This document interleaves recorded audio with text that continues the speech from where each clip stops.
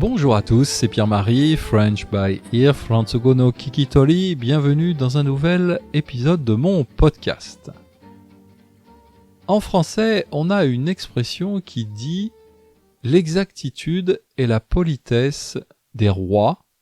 On dit aussi « la ponctualité et la politesse des rois ». La ponctualité, l'exactitude, qu'est-ce que c'est ? Eh bien, simplement, c'est le fait d'être à l'heure quand on a un rendez-vous, c'est le fait de ne pas être en retard. Et donc, on dit la ponctualité et la politesse des rois, eh bien, ça veut dire que être ponctuel, être à l'heure, c'est une marque de respect très importante, tellement importante que même les rois sont ponctuels quand ils ont un rendez-vous. Alors je sais, c'est un peu bizarre que cette expression soit française, puisque nous avons la réputation d'être assez souvent en retard.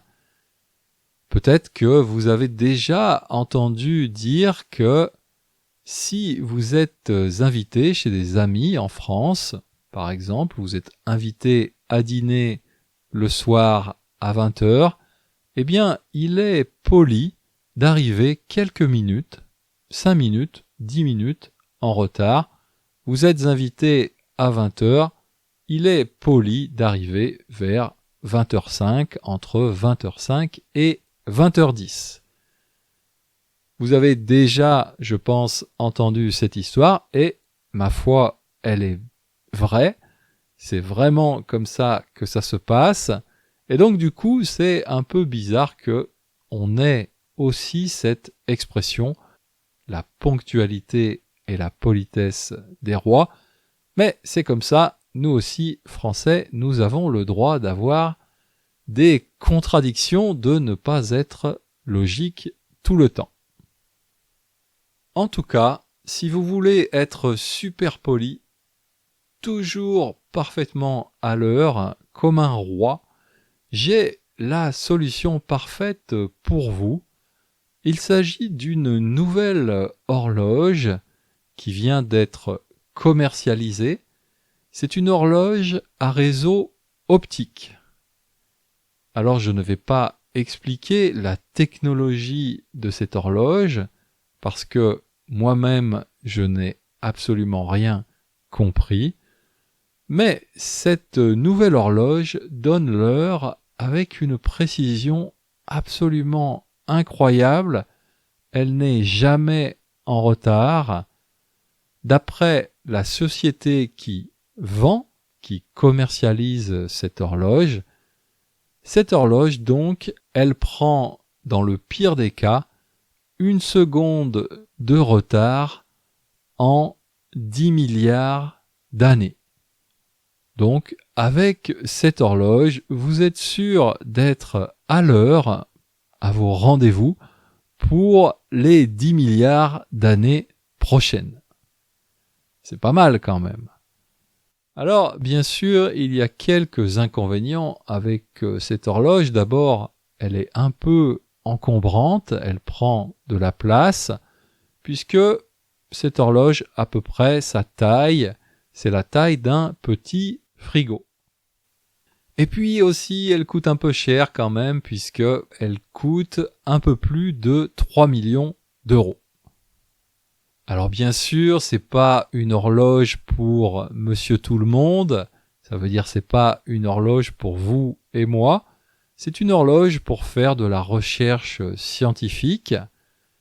Et évidemment, la société qui vient de développer cette horloge est une société japonaise qui s'appelle Shimadzu.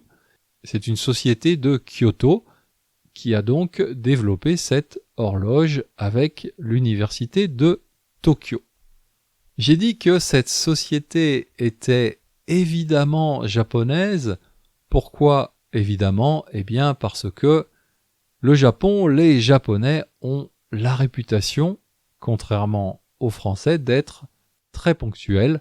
Et évidemment, je peux confirmer après quelques années de vie au Japon, que cette réputation est totalement justifiée, elle est totalement vraie.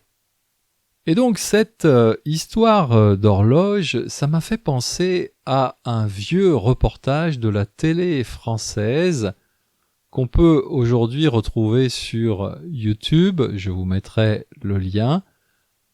Dans ce reportage de la télévision française, un journaliste se rend dans une école primaire japonaise à Paris, et ça se passe en 1981, donc il y a à peu près 40 ans.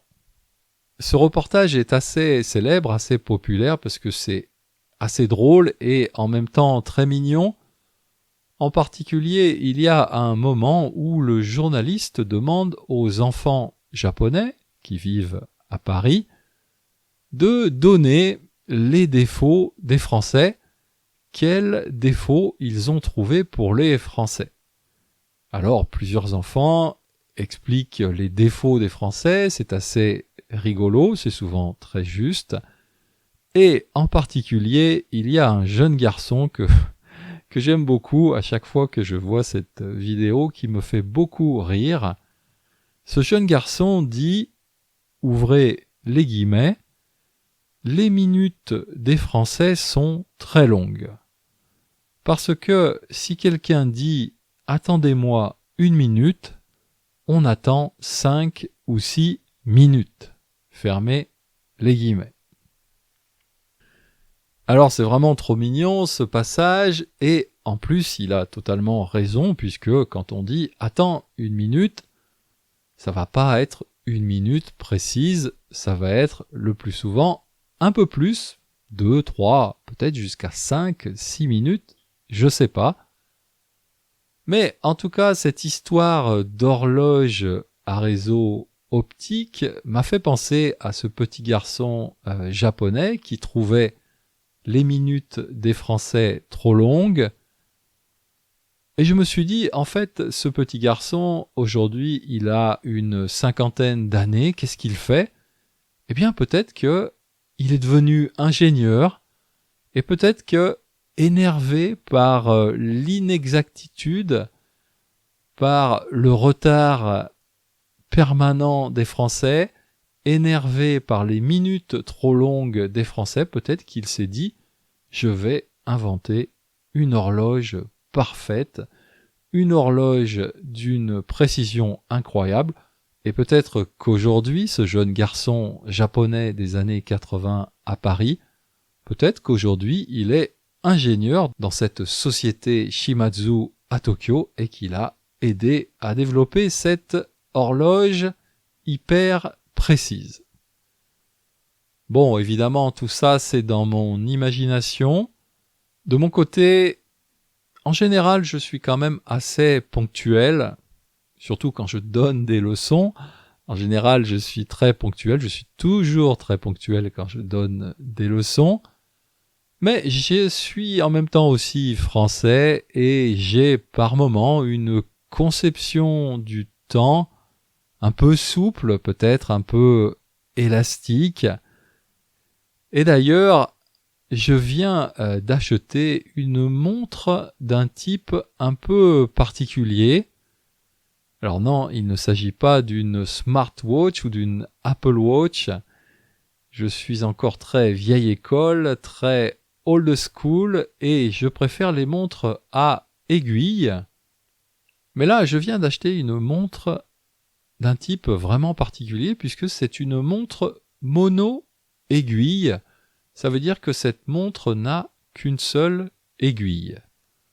En général, les montres ont 2 aiguilles au minimum, c'est-à-dire une aiguille pour donner l'heure, une aiguille pour donner les minutes, et éventuellement il y a une 3e aiguille pour indiquer les secondes.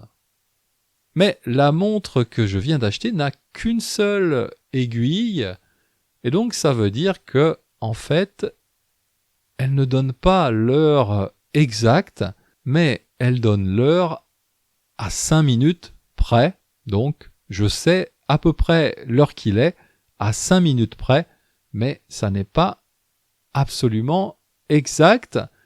Et finalement, je trouve que la plupart du temps, ça suffit bien. Et quelque part, c'est une approche un peu relaxe, un peu flexible du temps, et c'est pas plus mal. Et évidemment, quand j'ai besoin d'être à l'heure très précisément, par exemple pour faire un cours de français, bien sûr, dans ces cas-là, je regarde mon smartphone et bien sûr, je fais en sorte d'être à l'heure pour mes élèves. Voilà, c'est tout pour aujourd'hui. Au passage, petit rappel, bien sûr, je donne des cours de conversation en ligne, donc n'hésitez pas à regarder sur mon site internet frenchbyear.com. Je vous promets, si vous prenez des cours avec moi, je serai ponctuel. Voilà, cette fois-ci, c'est tout pour aujourd'hui et je vous dis à bientôt. Mata Jikai.